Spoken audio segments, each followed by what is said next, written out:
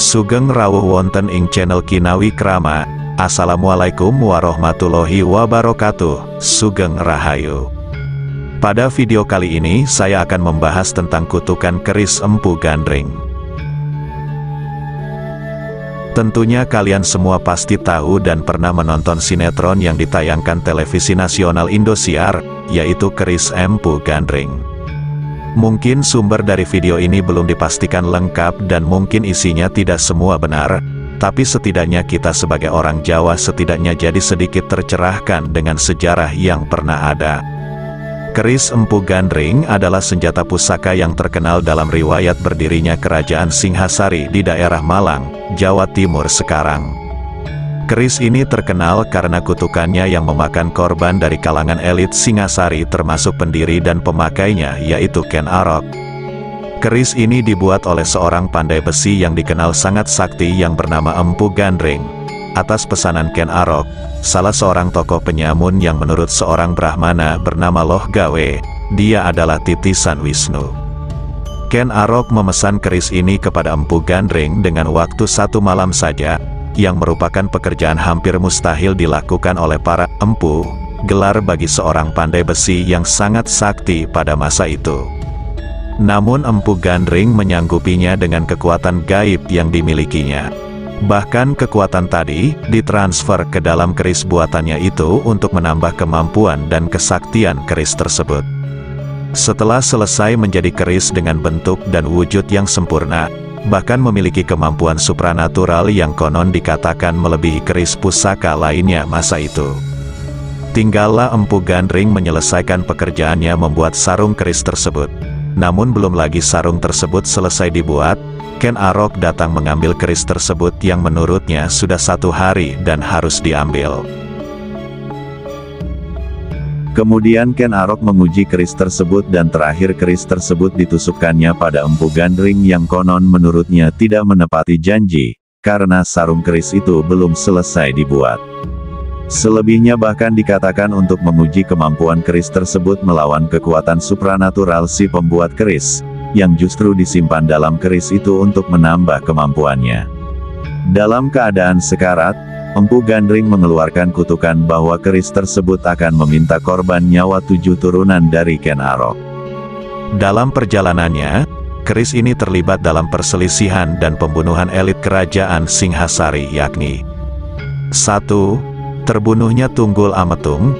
Tunggul Ametung, kepala daerah Tumapel, cikal bakal Singhasari yang saat itu adalah bawahan dari kerajaan Kediri yang saat itu diperintah oleh Kertajaya yang bergelar Dandang Gendis, raja terakhir kerajaan ini. Tumapel sendiri adalah pecahan dari sebuah kerajaan besar yang dulunya adalah kerajaan Jenggala yang dihancurkan Kadiri, di mana kedua-duanya awalnya adalah satu wilayah yang dipimpin oleh Airlangga.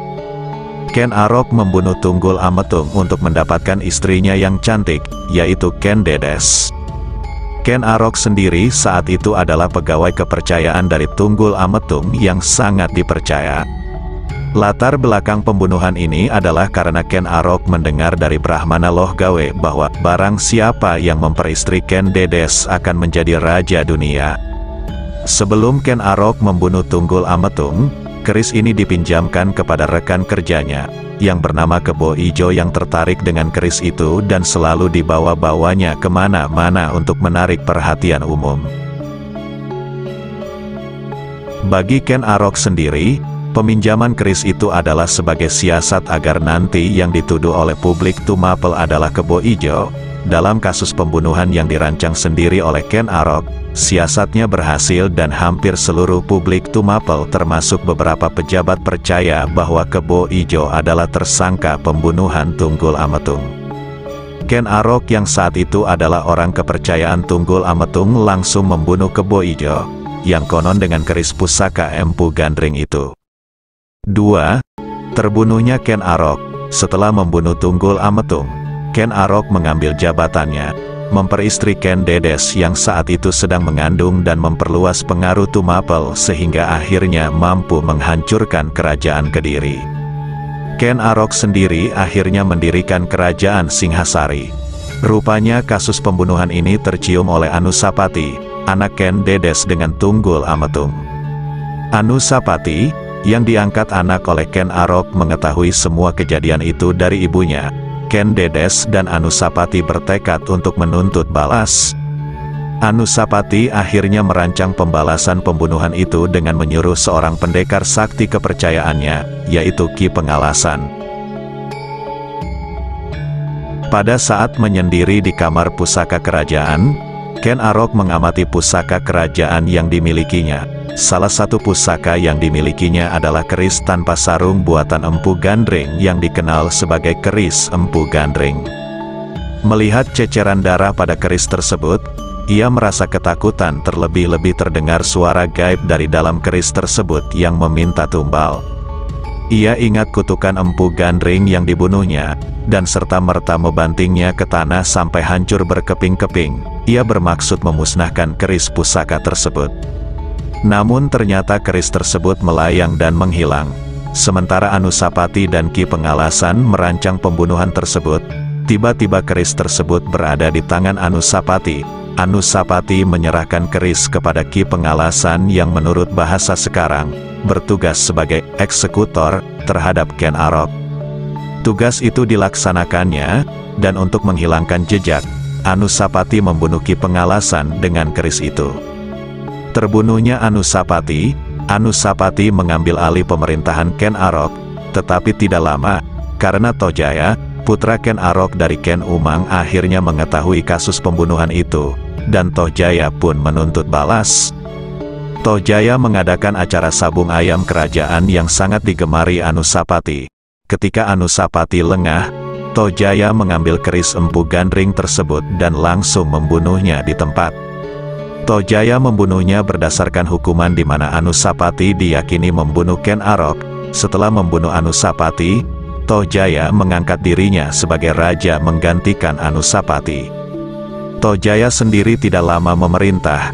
Muncul berbagai ketidakpuasan baik di kalangan rakyat dan bahkan kalangan elit istana yang merupakan keluarganya dan saudaranya sendiri, diantaranya Mahisa Campaka dan Diah Lembutal. Ketidakpuasan dan intrik istana ini akhirnya berkobar menjadi peperangan yang menyebabkan tewasnya Tojaya. Setelah keadaan berhasil dikuasai, tata kerajaan akhirnya dilanjutkan oleh Ranggawuni yang memerintah cukup lama dan dikatakan adalah masa damai kerajaan Singasari. Sejak terbunuhnya Tojaya, keris Empu Gandring hilang tidak diketahui rimbanya. 7 turunan Ken Arok, keris Empu Gandring ini menurut beberapa sumber spiritual sebenarnya tidak hilang, dalam arti hilang musnah dan benar-benar tidak ketahuan keberadaannya. Pada bagian ini tak hendak membahas masalah itu. Pada bagian ini hendak mengajak para pembaca untuk sejenak menganalisis keampuhan atau tuah dari keris itu maupun pembuatnya, yaitu Empu Gandring. Di akhir hayatnya di ujung keris buatannya sendiri, Empu Gandring mengutuk Ken Arok bahwa keris itu akan menelan korban 7 turunan dari Ken Arok. Sekarang marilah kita hitung, dalam sejarah ataupun legenda yang kita ketahui, ternyata ada 7 orang yang terbunuh oleh keris Empu Gandring. 1. Empu Gandring, sang pembuat keris. 2. Kebo Ijo, rekan Ken Arok. 3. Tunggul Ametung, penguasa Tumapel saat itu. 4. Ken Arok, pendiri kerajaan Singasari. 5. Ki Pengalasan, pengawal Anusapati yang membunuh Ken Arok. 6. Anusapati, anak Ken Dedes yang memerintah Ki Pengalasan membunuh Ken Arok. 7. Tojaya, putra Ken Arok dari selirnya Ken Umang tidak terbunuh oleh keris ini, tetapi terluka oleh lembing, dan akhirnya tewas karena luka-lukanya.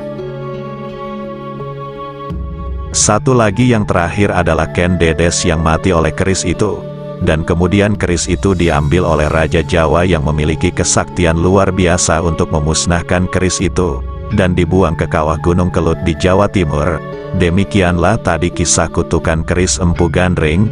Semoga video ini bisa menambah pengetahuan kita tentang sejarah. Terima kasih sudah menyempatkan untuk menonton video ini. Sampai jumpa dengan video berikutnya.